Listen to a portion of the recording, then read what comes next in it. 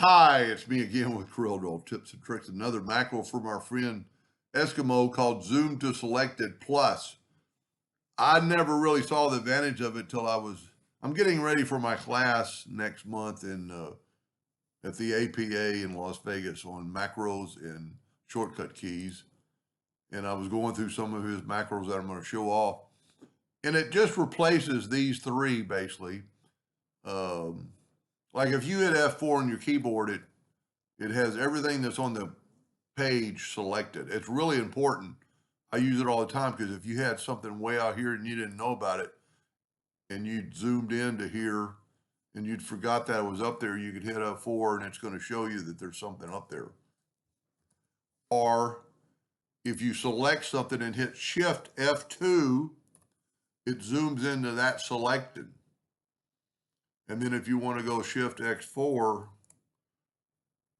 it'll zoom into kind of like the page. Well, Eskimo has made a macro for doing this, and it makes it a lot easier, and it actually does some more stuff, actually percentages that I'm not going to really play with.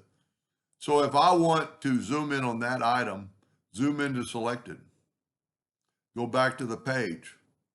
If I want to zoom in on all these, I can zoom to selected and it'll show me all those.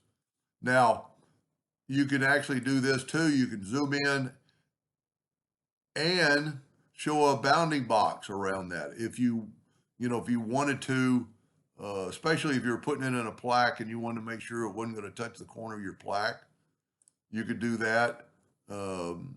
Especially like on nodes, if you wanted to zoom in, let's take this, and I'm going to add a couple of nodes here, and then I'm going to add a couple of nodes here. I'm just double clicking with my pick tool. So I'm going to select this one with my shape tool, and then I'm going to shift select this one, and I'm going to zoom in, and I'm going to go to selection. And now I can only see those nodes that selected that part of it. If I only want to do that, I could select that and zoom in just that. Anyway, it's a pretty useful. I often forget about Shift F2, and it's taking your hands off the keyboard because it's a two-step process, where this is all done with your mouse. Like if you just want to zoom in on that one to selected, and there's that one.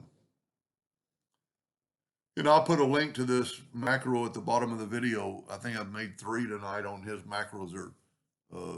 He's extremely generous with his work and a knowledgeable macro maker. Anyway, hope that helped a little bit. Thank you for watching.